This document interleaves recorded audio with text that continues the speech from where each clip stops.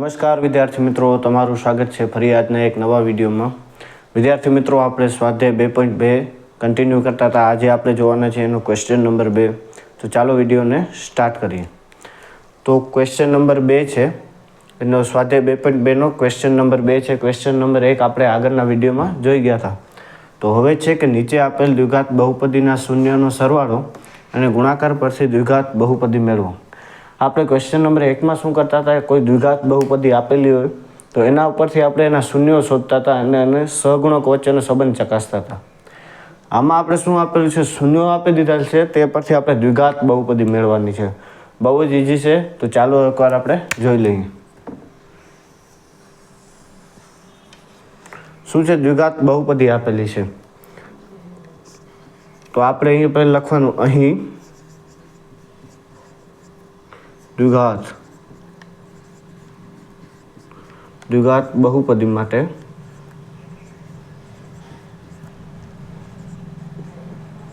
બરાબર, દ્વિઘાત બહુપદી માટે હવે તમને ખબર છે શૂન્યનો સરવાળો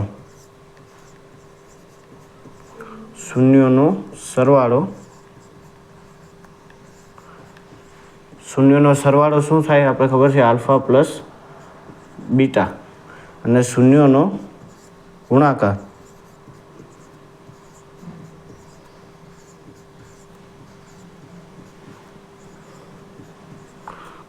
બરાબર શું હોય, આલ્ફા ગુણ્યા બીટા. હવે આપણે અહીંયા જે આપેલું છે પહેલે એ શું છે, શૂન્યનો સરવાળો, અને પછી જે આપેલ છે એ શું છે, શૂન્યનો ગુણાકાર. તો અહીંયા આપણે આપેલ શું છે કે શૂન્યનો સરવાળો બરાબર શું છે, આલ્ફા પ્લસ બીટા બરાબર શું છે, 1/4, અને શૂન્યનો ગુણાકાર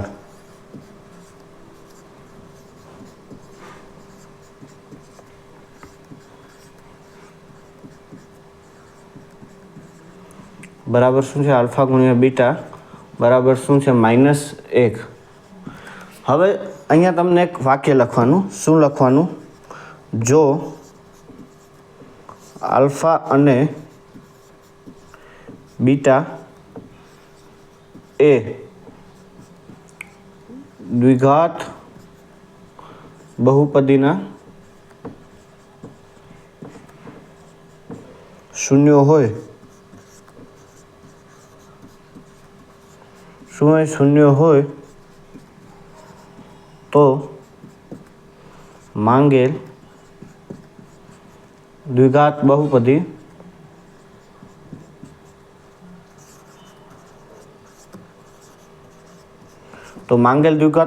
કેવી હશે?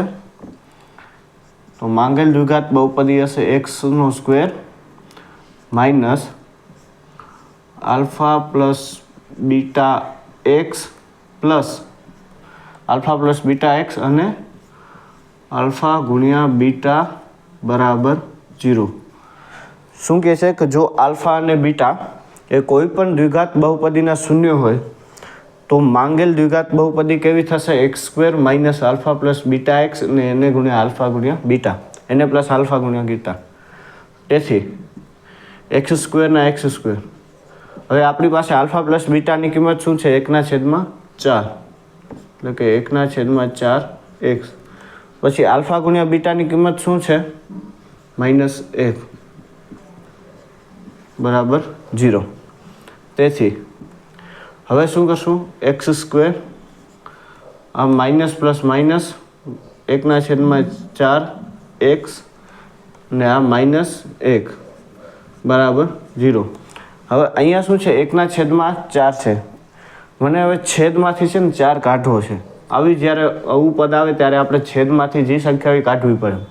તો એના માટે હું શું કરું, આ જે બે પદ છે, આ જે બે પદ, એમાં છેદમાં 4 વડે ભાગી દઉં અને 4 વડે ગુણી દઉં. તો આ બધાનો લસા શું થઈ જશે, પછી 4 થઈ જશે, અને 4ને ઓ સાઈડ જોઈએ જશે એટલે 0થી ગુણાકાર કરશું તો આપણે શું મળી જશે, 0 મળી જશે. કેવી રીતના જોજો કે આ પહેલું પદ છે x²નું, એને 4 વડે ગુણી દઉં અને 4 વડે ભાગી દઉં. પછી અહીંયા તો એમને એમ જ રહેશે, અને અહીંયા 4 વડે ગુણું છું અને 4 વડે ભાગું છું. હવે તમે જોઈ શકો છો લસા શું થશે, છેદ સરખો છે બધાના છેદમાં 4, પછી 4x² માઇનસ x માઇનસ 4 બરાબર 0. તેથી શું મળે આપણે? 4x² માઇનસ x માઇનસ 4 બરાબર 0. તો આ શું થઈ આપણી માંગેલ બહુપદી. તો અહીં પછી લખી દેવાનું કે અહીં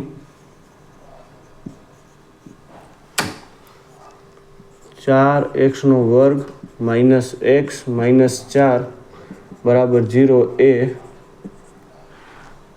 માંગેલ બહુપદી છે.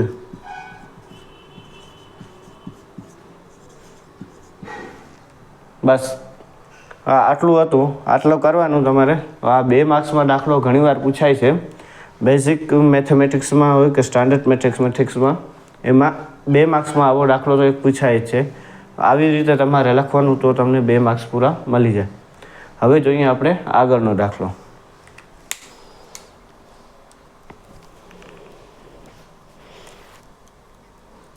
આગળ છે વર્ગમૂળમાં 2 અને 1/3.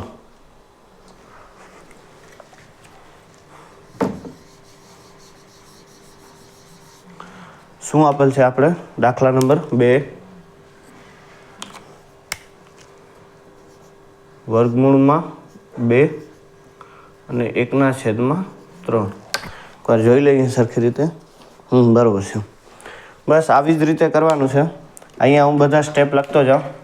જો શૂન્ય, આ હવે અહીં દ્વિઘાત બહુપદી માટે શૂન્યનો સરવાળો આલ્ફા પ્લસ બીટા, શૂન્યનો ગુણાકાર આલ્ફા ગુણ્યા બીટા. હવે આ જે શૂન્યનો સરવાળો છે એ શું છે? વર્ગમૂળમાં 2. શું છે? વર્ગમૂળમાં 2. તો અહીં શૂન્યનો સરવાળો શું છે? વર્ગમૂળમાં 2 અને શૂન્યનો ગુણાકાર 1/3. પછી અહીં તમને આ જ લખવાનું. જો આલ્ફા અને બીટા એ દ્વિઘાત બહુપદીના શૂન્ય હોય તો માંગેલ દ્વિઘાત બહુપદી. હવે અહીંયા બધું બદલાઈ જશે. હવે છે x² minus alpha plus beta x plus alpha ગુણ્યા બીટા. હવે આપણે અહીંયા આલ્ફા પ્લસ બીટા શું આપેલું છે અને આલ્ફા ગુણ્યા બીટા અલગ આપેલા છે. તેથી આ બધા પદ શું થઈ જશે? બદલાઈ જશે. હવે જોઈએ આલ્ફા પ્લસ બીટા શું આપણે આપેલ છે? વર્ગમૂળમાં 2. આલ્ફા ગુણ્યા બીટા શું આપેલ છે? 1/3. તો અહીંયા આ પ્લસ થઈ જશે. 1/3 છે એટલે અહીંયા આવશે વર્ગમૂળમાં 2x અને 1/3. હવે અહીંયાથી જોજો.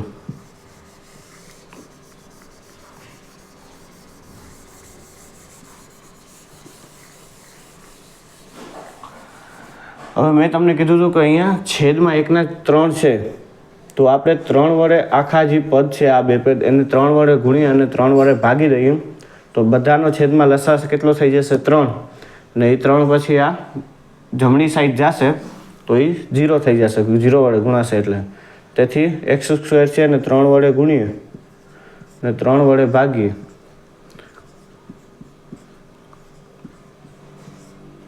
એક્સનો જે સહગુણક છે એને 3 વડે ગુણતા અને 3 વડે ભાગતા બરાબર 0. તેથી છેદમાં 3 જ રહેશે. પછી શું થઈ જશે? 3x² માઇનસ 3 વર્ગમૂળમાં x પ્લસ 1 બરાબર 0. તો હવે શું મળ્યું આપણે? 3x² માઇનસ 3 વર્ગમૂળમાં, સોરી આ વર્ગમૂળમાં નહીં આવે, અહીંયા આવશે વર્ગમૂળમાં 2x એટલે વર્ગમૂળમાં 2x પ્લસ 1 બરાબર 0. તો આ શું થઈ? તમારી માંગેલ બહુપદી. તમને અહીંયા નીચે લખવાનું કે જે માંગેલ બહુપદી છે. હવે જોઈએ આપણે દાખલા નંબર 3.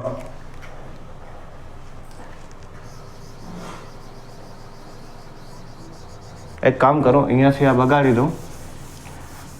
અહીંયાથી આખી બહુપદી બદલાઈ જાય છે, બાકી એટલું તો એ સેમ જ રહેશે.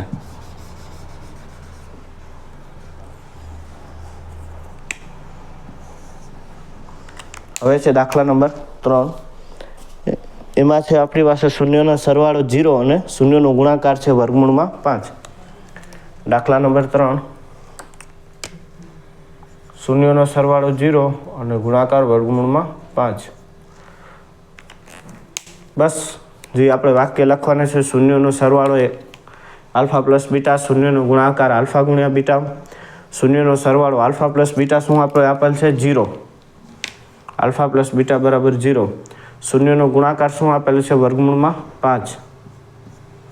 પછી જો આલ્ફા અને બીટા એ દ્વિઘાત બહુપદીના શૂન્ય હોય તો માંગેલ દ્વિઘાત બહુપદી શું થાય આપણી પાસે?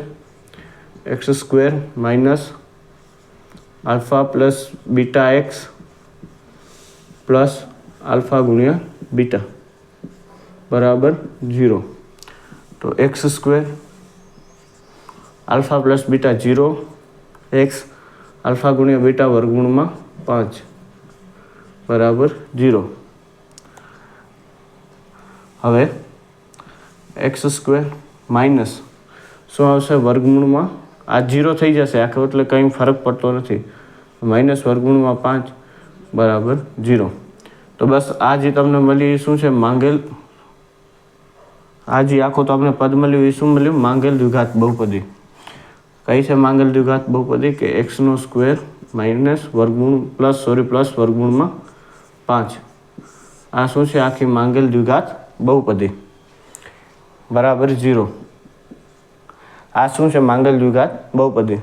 હવે જોઈએ દાખલા નંબર જે 5, 4 અને 6 જે છે એ તમારી રીતે ટ્રાય કરજો, ન સમજાય તો મને કોમેન્ટ બોક્સમાં જણાવજો.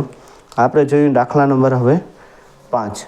તો હવે દાખલા નંબર 5 છે આપણી પાસે -1/4 અને 1/4.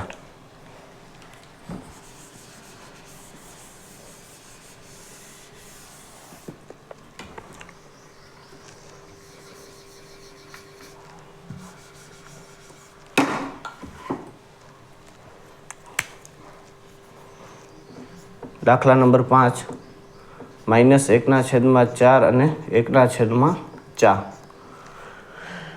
શૂન્યનો સરવાળો આપણે આપેલ છે -1/4 અને શૂન્યનો ગુણાકાર આપણી પાસે આપેલ છે 1/4. અને અહીંયા આ બધું સેમ જ લખવાનું રહેશે બધા દાખલામાં. તમને પૂરેપૂરું લખશો તો જ તમને માર્ક્સ મળશે પૂરા. કારણ કે આપણે એને બતાવવું જોઈએ કે શૂન્યનો સરવાળો આલ્ફા પ્લસ બીટા તરીકે દર્શાવાય, આલ્ફા ગુણ્યા બીટા તરીકે એનો ગુણાકાર દર્શાવાય. પછી આપણે આલ્ફા પ્લસ બીટા એ આપણે -1/4 આપેલું છે. પછી જો આલ્ફા અને બીટા એ દ્વિઘાત બહુપદીના શૂન્ય હોય તો માંગેલ દ્વિઘાત બહુપદી શું થાય? x² minus alpha plus beta x plus alpha ગુણ્યા બીટા બરાબર 0. હવે આપણે આલ્ફા પ્લસ બીટા આપેલ છે -1/4 અને આલ્ફા ગુણ્યા બીટા આપેલ છે 1/4. તો હવે શું થઈ જશે? x² પ્લસ 1/4 એક્સ પ્લસ 1/4 બરાબર 0. હવે અહીંયા આ ખાલી એક્સનો જે વર્ગ છે એને હું 4 વડે ગુણું અને 4 વડે ભાગી દઉં એટલે કે 4x² ના છેદમાં 4 પ્લસ 1/4x પ્લસ 1/4 બરાબર 0. તો શું થાય? 4x² પ્લસ x પ્લસ 1 બરાબર 0 બરાબરના છેદમાં 4. તો શું મળે? 4x² પ્લસ x પ્લસ 1 બરાબર 0. તો આ જે શું છે આપણી માંગેલ દ્વિઘાત બહુપદી. બહુ જ ઇઝી દાખલા હતા. પરીક્ષામાં પૂછાય છે ક્યારેક એક ગુણમાં તો નહીં પૂછાય પણ બે ગુણમાં આવી જાય. તો આવી જ રીતે પૂરેપૂરું તમને લખવાનું. નીચે અહીંયા તમને એક સેન્ટેન્સ લખવાનું કે જે માંગેલ, જે આપણે બહુપદી આપેલી છે અને પછી લખવાનું કે જે માંગેલ બહુપદી છે, આપણે જે બહુપદી શોધીએ એના પર છે. તો વિદ્યાર્થી મિત્રો આજના વિડીયોમાં બસ જો આટલું જ. જો તમને વિડીયો પસંદ આવે તો વિડીયોને લાઇક, ચેનલને સબસ્ક્રાઈબ અને તમારા મિત્રો સાથે જરૂરથી શેર કરજો. અને અહીંયા આપણો ચેપ્ટર નંબર 2 એટલે કે બહુપદી સંપૂર્ણ ક્લિયર થાય છે. હવે આગળના વિડીયોમાં આપણે જોવાના છીએ ચેપ્ટર નંબર 3. ધન્યવાદ. Thank you.